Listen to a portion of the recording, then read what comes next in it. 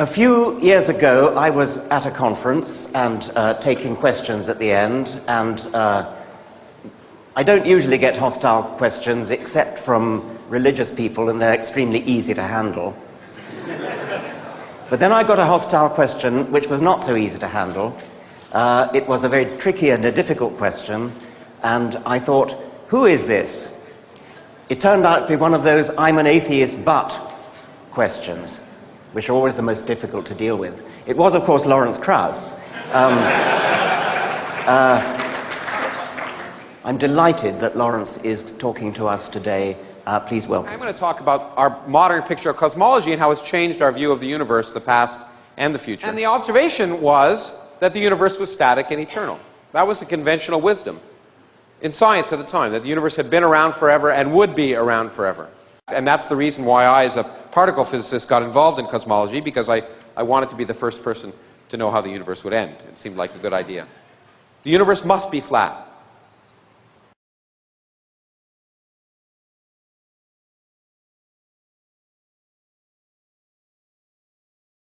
In fact, it's right now we know to an accuracy of better than 1%. The universe is flat. It has zero total energy, and it could have begun from nothing. You don't need a deity.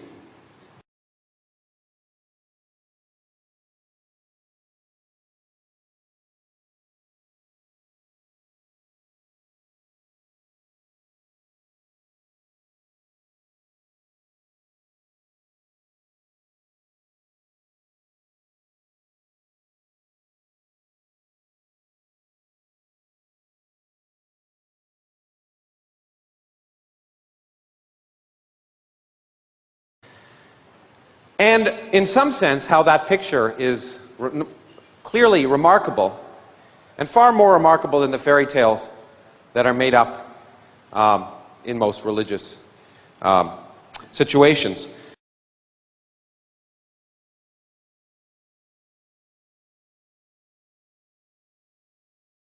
يوم نطوي السماء كطي السجل للكتب كما بدأنا أول خلق نعيده وعدا علينا إنا كنا فاعلين.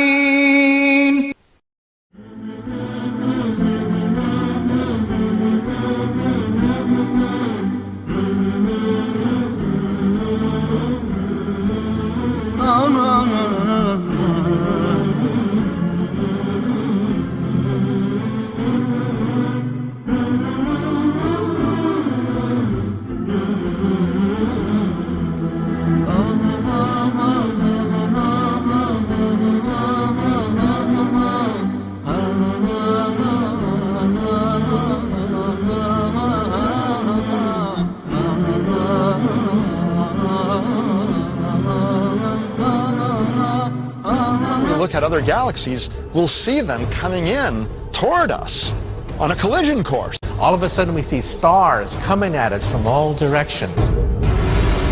All the galaxies will start colliding, and the stars within them will get crunched together. إذا السماء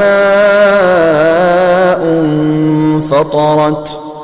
The stars will collide, the planets will collide, planets will get swallowed by stars. وإذا الكواكب انتثرت.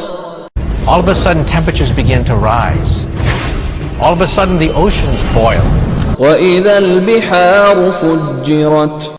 All of a sudden the mountains will melt. ويسألونك عن الجبال فقل ينسفها ربي نسفا.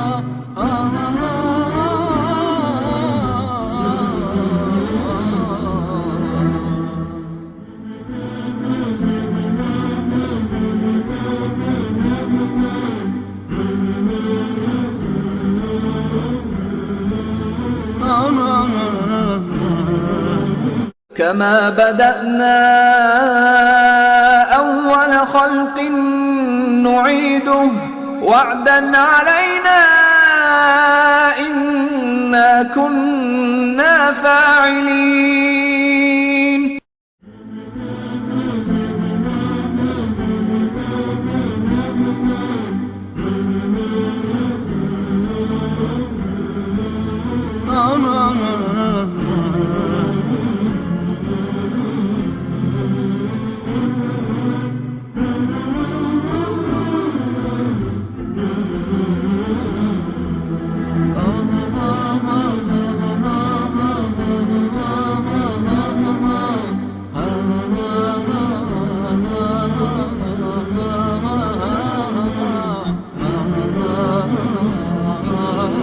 إنهم يرونه بعيدا ونراه قريبا وإن يوما عند ربك كألف سنة مما تعدون. ويوم تقوم الساعة يقسم المجرمون ما لبثوا غير ساعة كذلك كانوا يؤفكون. وقال الذين أوتوا العلم والإيمان لقد لبثتم في كتاب الله إلى يوم البعث فهذا يوم البعث ولكنكم كنتم لا تعلمون. This tells us that we are more insignificant than we ever imagined. لخلق السماوات والأرض أكبر من خلق الناس ولكن أكثر الناس لا يعلمون. The largest energy in the universe, 70% of the energy in the universe resides in empty space. And we don't have the slightest idea why it's there. We should realize that where there's more we don't understand about the universe than we do.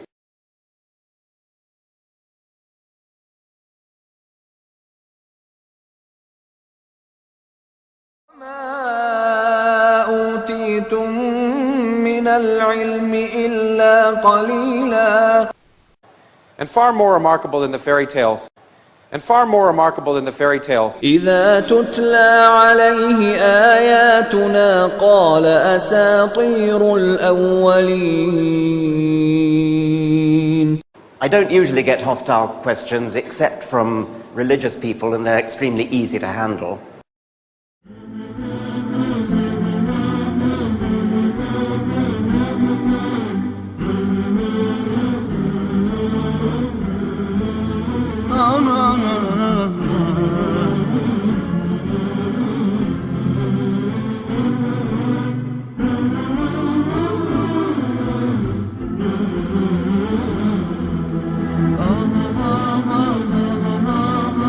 إنما أنا بشر مثلكم يوحى إلي أنما إلهكم إله واحد.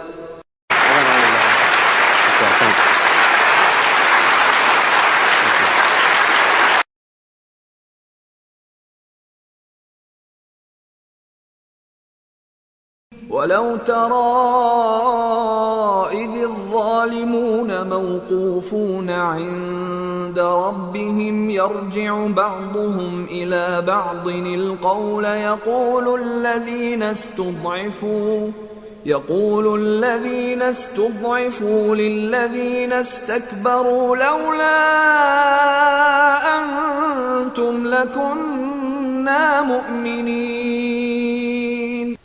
إن وعد الله حق فلا تغرنكم الحياة الدنيا ولا يغرنكم بالله الغرور.